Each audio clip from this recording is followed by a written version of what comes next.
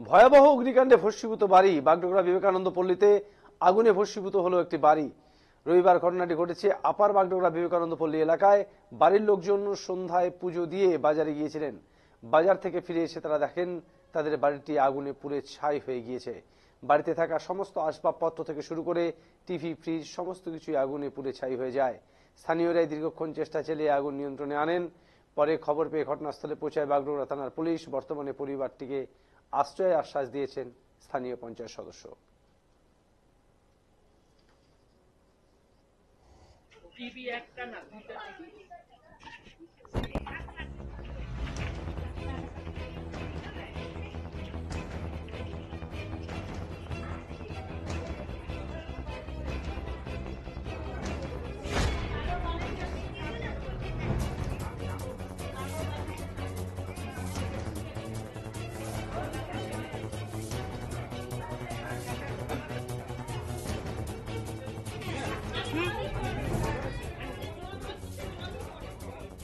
আমি তো বাজার গেছিলাম, বাজার দিয়ে এসে দেখি যে সব শেষ হয়ে গেছে।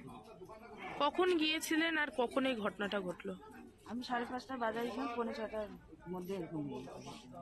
এরপর কি দমকলকে জানানো হয়েছে? কিভাবে আগুন নিয়ন্ত্রণে আসলো? দমকল বলছিল সবাই পাড়ার ভাই দাদারা মিলে সব নিভাইছে।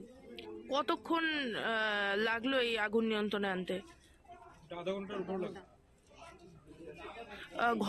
আপনারা বাড়িতে পরিবারে কয়জন রয়েছেন এবং কি কি ক্ষতিগ্রস্ত হয়েছে? আমাদের খাট ঠাট সব, টিভি ফ্যান সব জ্বলে গেছে, শোকেস টোকেস সব কিছু। মানে পুরো বাড়িটি ক্ষতিগ্রস্ত হয়েছে? হ্যাঁ, বাড়ি তো পুরাই জ্বলে গেল। কিভাবে আগুন লাগলো বলে মনে হচ্ছে? ওইটাই তো বুঝতে পারলাম না। পুলিশ প্রশাসনকে জানানো হয়েছে? আসছিল হুম? গ্রাম পঞ্চায়েত থেকে তো পঞ্চায়েত সদস্য এসেছে, কি সহায়তা চাইছেন এখন, কি বলবেন? আমার ঘরটা বানায় দিলে ভালো হয়, আমার তো সামর্থ্য নাই বানানোর। আপনার নাম? গোপাল মিশ্র।